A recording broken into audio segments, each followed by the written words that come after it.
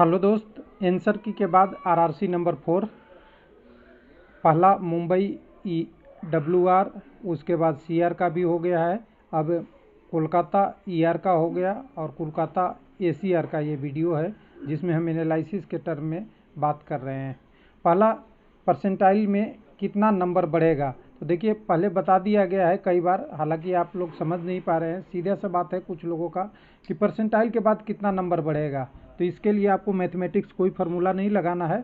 जो टॉपर है वो 100 पे जाएगा, उसके नीचे वाला उसके नीचे रहेगा, उसके नीचे वाला रहेगा।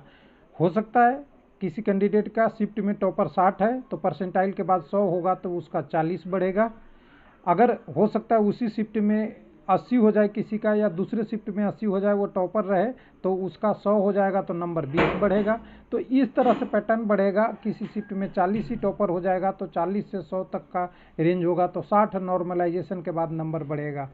ये सिंपल सी बात है, यानी टॉपर से ऊपर की तरफ और उससे थोड़ा नीचे की तरफ उसके टॉपर के नीचे वाला का स्कोर होगा। ये परसेंटाइल स्कोर और रॉ स्कोर का डिफरेंस है। इसको कोई कंसेप्ट नहीं लगाना इसमें कि कितना बढ़ेगा। कुछ लोग बोल रहे हैं 2 नंबर बढ़ेगा, कुछ लोग 10, कुछ 5 बोल रहे हैं, तो ये कोई फिक्स नहीं है। जितना आपका रॉ स्कोर है और आपके शिफ्ट का जो टॉपर है उसका सबसे ज़्यादा बढ़ेगा।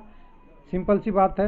उससे नीचे जितने भी कैंडिडेट हैं उनका थोड़ा थोड़ा नीचे की तरफ आते जाएगा परसेंटाइल में, और जो सबसे नीचे है वो 0 पे आ जाएगा। तो ये वीडियो में पहले ही कंसेप्ट क्लियर हो गया है।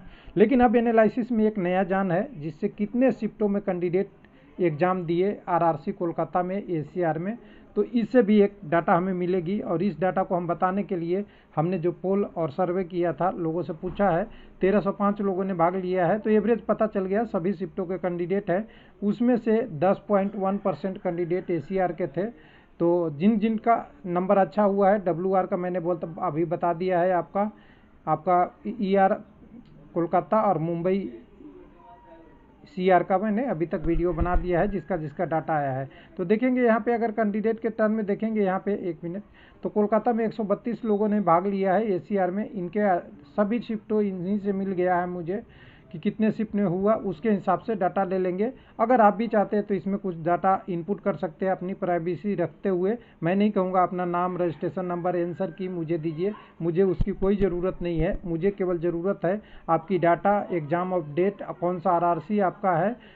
आप रजिस्ट्रेशन नंबर नहीं डालिए, कोई दिक्कत नहीं है, कुछ ABCD लिखिए, कोई दिक्कत नहीं है। उसके बाद एग्ज़ाम अपडेट ऑफ आपकी, फिर मार्क्स आपको सही होने चाहिए। बस इसी से एनालिसिस मेरा हो जाएगा पूरा। मुझे आपकी प्राइवेसी का भंग नहीं करना। तो चलिए, इसको छोड़ने के साथ हम ये डाटा को एक किस में लाएंगे, हम जो PDF बना के आपको E-बुक के रूप में दिए थे उसी में हमने अब ऐड कर दूंगा। कुछ लोग कहते हैं कि इतना से डाटा से कैसे ला लिए 130-35 कैंडिडेट से। तो देखिए 135 हमें किस लिए चाहिए था, 2 चीज़ों के लिए। 135 2 चीज़ों के लिए चाहिए था। हमें चाहिए था एक डाटा इसलिए कि कितने शिफ्ट में एग्ज़ाम हुआ, वो मुझे मिल गया। और दूसरा चाहिए कि कितने लोगों का एवरेज स्कोर है, वो ट्रेंड पता हो जाए। और ट्रेंड पता हो रहा है एक आरआरसी ही से नहीं, सभी से। पहले लोग बोल रहे थे, जो एग्ज़ाम सेंटर रोज़ जाते थे लोग और कैमरा से बताते थे वीडियो बना के, यूट्यूबर भी हो सकता है, कोई भी हो सकता है, 70 अटैम्प्ट है। और यहाँ 70 अटैम्प्ट क्या, 70 करने वाले स्कोर भी अच्छे खासे संख्या है। भले हो सकता है 2-3% हो, लेकिन 2-3% का ही तो सिलेक्शन होना है, ये भी तो फैक्ट है। तो ये 70 वाले कैंडिडेट जो हैं वो मिल रहे हैं, यानी उनका अटैम्प्ट 80 प्लस होगा तभी तो ये आएगा। और 80-70 अगर रो स्कोर दिख रहा है आरआरबी के अभी आंसर की में, हालांकि ये रिवाइज होगा तो इनका नंबर बढ़ेगा, क्योंकि अगर 1-2 क्वेश्चन जितने डिलीट होंगे वो प्रो रेटेड से कैलकुलेट करके 100 के टर्म में उनका नंबर बढ़ेगा। ये तो क्लियर है, 1-2 नंबर बढ़ना है। उसके बाद फिर परसेंटाइल नॉर्मलाइजेशन होगा, उसी की बात कर लेते हैं यहाँ पे। बाकी चीज़ें हम डिटेल में यहाँ नहीं बात करेंगे। हम उम्मीद करते हैं कि आपने जो वीडियो पिछला ACR का डिटेल में बना था, डिटेल उसको आपने पढ़ लिया होगा और देख लिया होगा या सुन लिया होगा। अब उसके बाद नीचे में आएंगे तो नीचे में, अब डाटा में आएंगे तो नीचे हमारे पास डाटा आएगा, तो हम केवल वहीं से शुरू करेंगे जहां से पिछला वीडियो समाप्त किए थे। तो इस वीडियो में हम थोड़े से पार्ट ये ले लेते हैं कि PT में कितने कैंडिडेट जाने हैं यहाँ से। तो 14,742 दाने हैं ACR से, उसमें से 6,000 यानी 5,799 कैंडिडेट UR का, 2,214 कैंडिडेट AC का, 1,083 ST का, ओबीसी का 3915 और ईडब्ल्यूएस का 1446 बिना सीसीए को कंसीडर किए ये डाटा जाना है इतना। अगर सीसीए का कंसीडर कर लिया तो थोड़ा अलग फैक्टर होगा। उसके बाद हमें दिख गया था रांची में 21 कैंडिडेट यूआर में जाते हैं, एससी में लगभग इतने कैंडिडेट हैं आपके 25 और एसटी में 11, ओबीसी में 17.5 और 4 के आसपास आपके ईडब्ल्यूएस में है। इसके लिए मैंने रॉ स्कोर जो एक्सपेक्टेड की बात किया था, यहाँ से रॉ स्कोर के देख सकते हैं या कह सकते हैं ऐसा मार्क्स जो आपके आंसर की के बाद जो फाइनल आंसर की में आएगा उसकी बात है।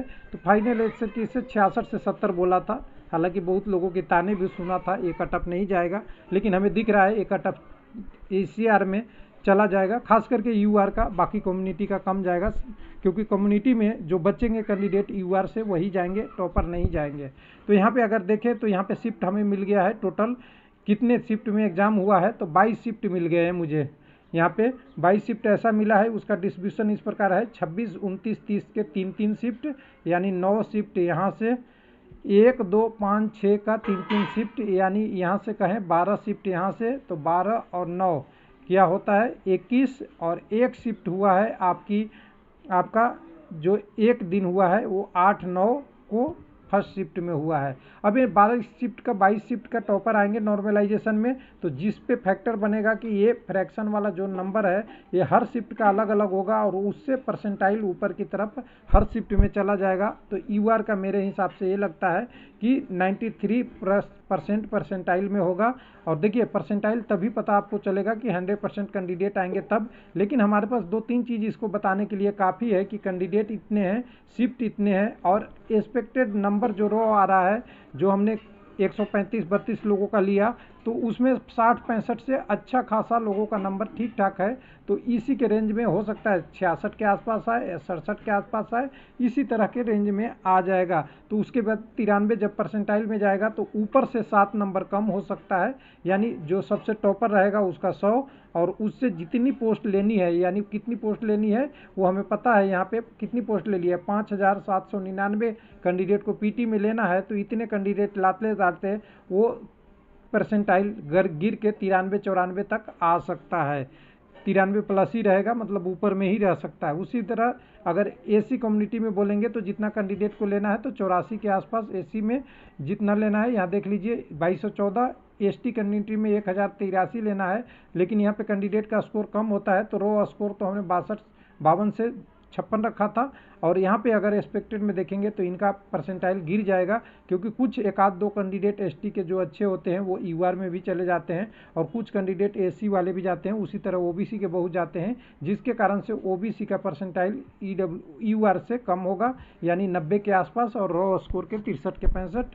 और यहाँ पे अगर बात करेंगे वो ईडब्ल्यूएस का, तो ईडब्ल्यूएस के रूप में अगर देखें तो यहाँ पे 1 मिनट, ईडब्ल्यूएस के रूप में देखेंगे तो यहाँ 63 से तक का, यानी 59 से 63 के रेंज में, लेकिन परसेंटाइल में 88 के आसपास, यानी यूआर से थोड़ा नीचे के, यूआर से थोड़ा नीचे और ओबीसी से भी थोड़ा नीचे, यानी दोनों से नीचे का ईडब्ल्यूएस का रहेगा एक्सपेक्टेड कटअप। हालांकि इसमें से बढ़ सकता है क्योंकि एग्जैक्ट डाटा नहीं है, और मैं फिर एक बार डिक्लेयर करता हूं कि एक्सपेक्टेड कटअप 60 से 80% तक सही होता है, एग्जैक्ट 100% नहीं हो सकता, क्योंकि पूरी डाटा का एकदम डिटेल किसी के पास नहीं होता है।